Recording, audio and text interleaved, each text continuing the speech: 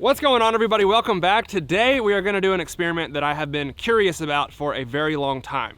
God forbid you were ever involved in a house fire. Would your giant stockpile of ammunition actually go off? And if so, how long would it take? And for this one, of course, we are going to be using the flamethrower. So unless you have a plasma rifle from the future, which if you do, for sure let me borrow it, most firearms use cartridges like this that fire bullets from a metal shell casing using gunpowder as the propellant. And as we all know, gunpowder is highly flammable. So of course gunpowder will burn, but since it's protected by a metal shell casing, I want to see how long it would have to burn and how much fire it would take to actually set live rounds off. Now, to be honest, it probably would be safe to use live ammo for this because when live rounds are not in a firearm, they have only a fraction of the pressure. The chamber in the barrel is what creates that pressure to launch the bullet out at such a high speed. So when they're not in a barrel, they're basically just little metal firecrackers. But for this video, just to be extra safe, we are mainly going to use blanks like this. As you can see, there is no projectile in this cartridge, just a metal shell casing, some powder,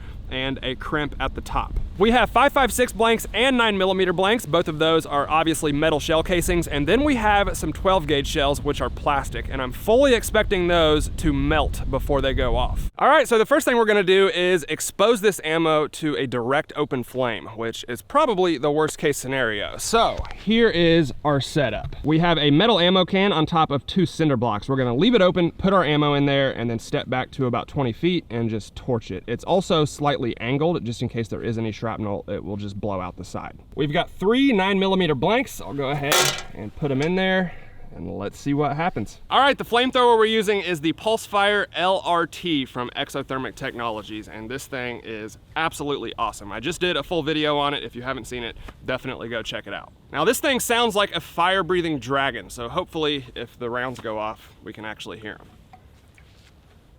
Let's go for it.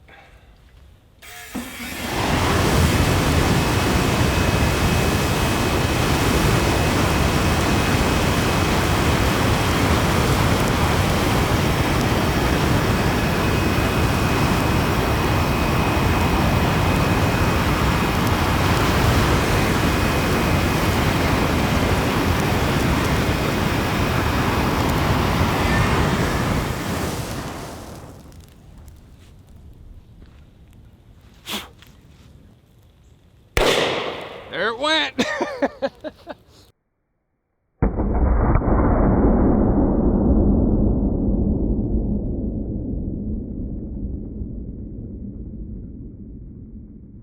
That was 1 and 2. They're a lot louder than I thought they would be. Number 3.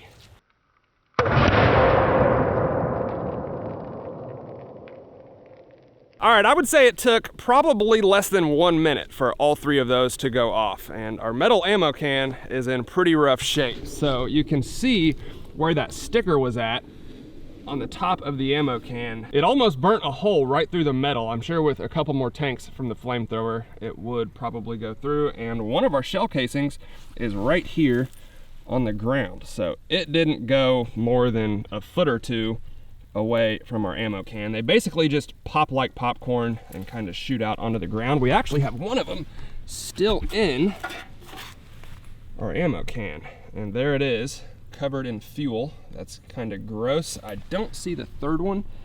There is, it looks like a primer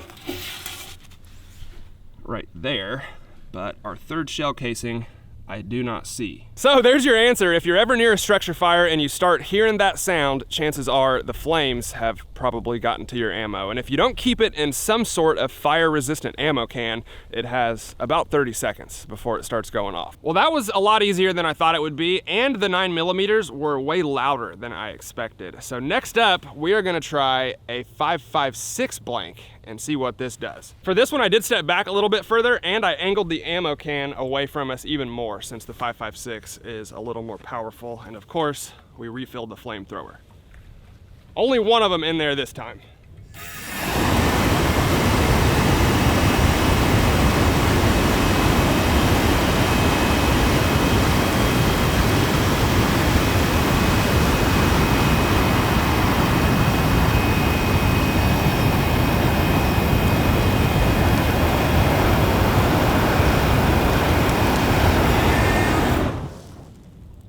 I'm backing up for this one. The ammo can is on fire.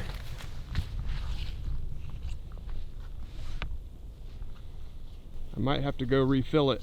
I'm gonna go refill the flamethrower. Tank number 2 on the 5.56.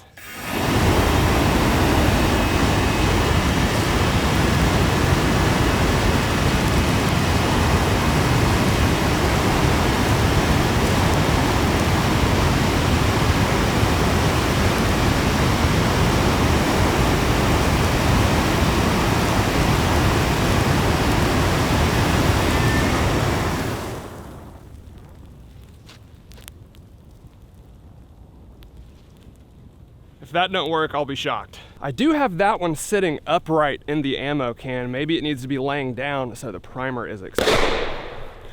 Nope.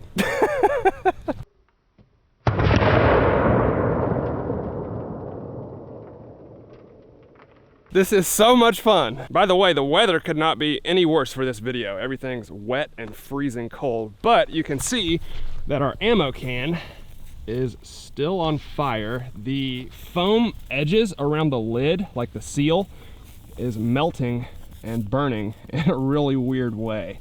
That stuff looks kind of gross, but the metal ammo can is still, intact, and I don't see any holes in it.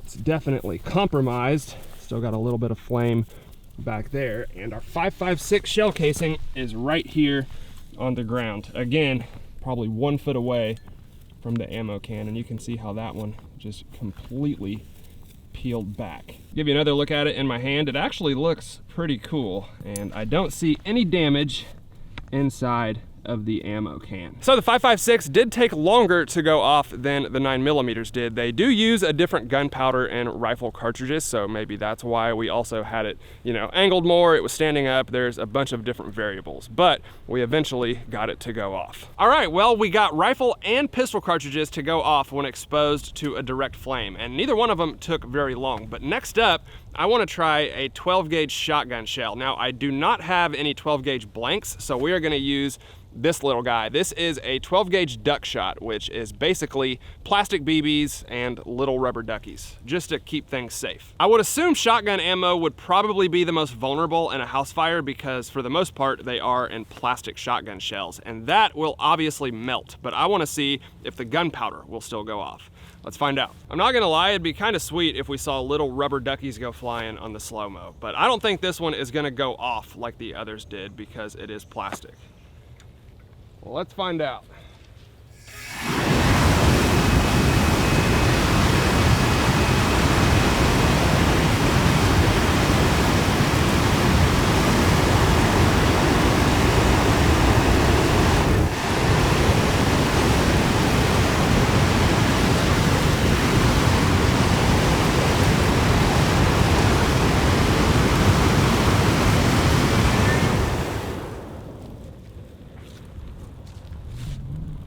The wind kind of took the flame away from me. I'm kind of impressed at how long it keeps the fire going inside of a metal ammo can. Those things are pretty fire resistant.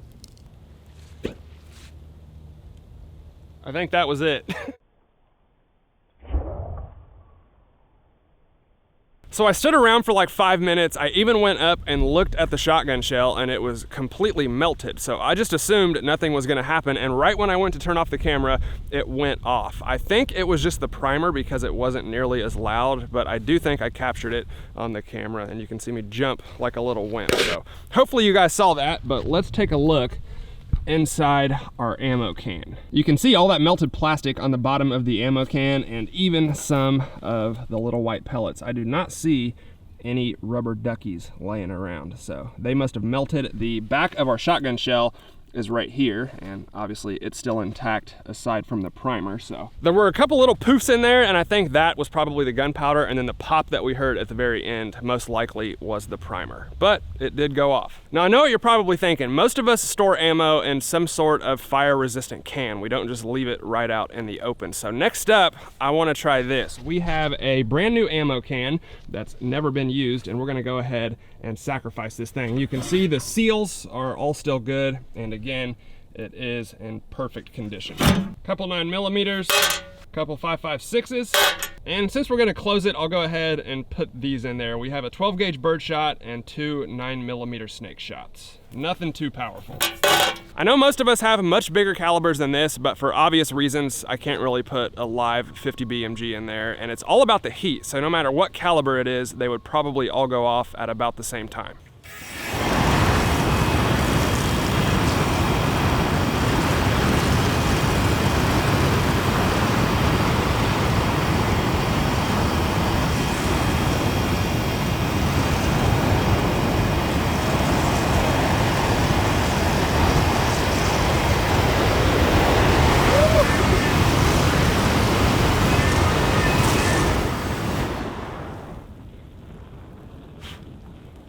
Reload. It's still burning, which is a good thing.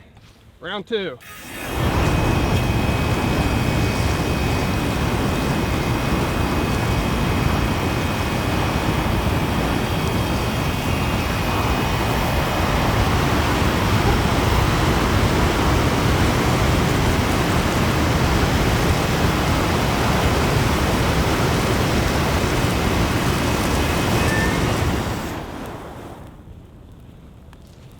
This thing is awesome. There it goes.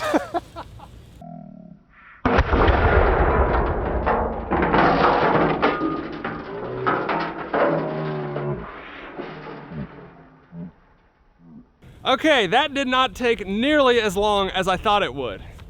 Wow. So it took 2 rounds with the flamethrower inside of a sealed ammo can. That is not very much time in a house fire, and now I'm wondering which one it was that actually went off. So you can see how beat up that ammo can is. I mean, the entire thing just bulged out and the lid got completely blown off. So right here on the ground, I can see a 5.56 that is still in perfect condition and a 9mm that is still in perfect condition. And by the way, it's been like 20 minutes, so this stuff is all cooled down by now. Looking inside of that thing, we definitely had a 9mm go off.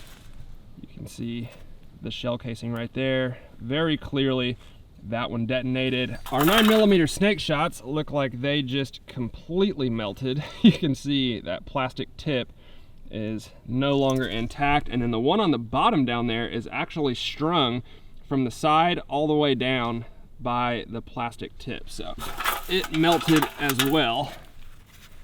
And you can see those pellets are starting to fall out. And then we also have, it looks like, a 12 gauge shotgun shell that went off. Okay, so it actually looks like this did not go off because the wad and the gunpowder and everything else is still intact. The top is open, but I'm assuming it just melted under the heat.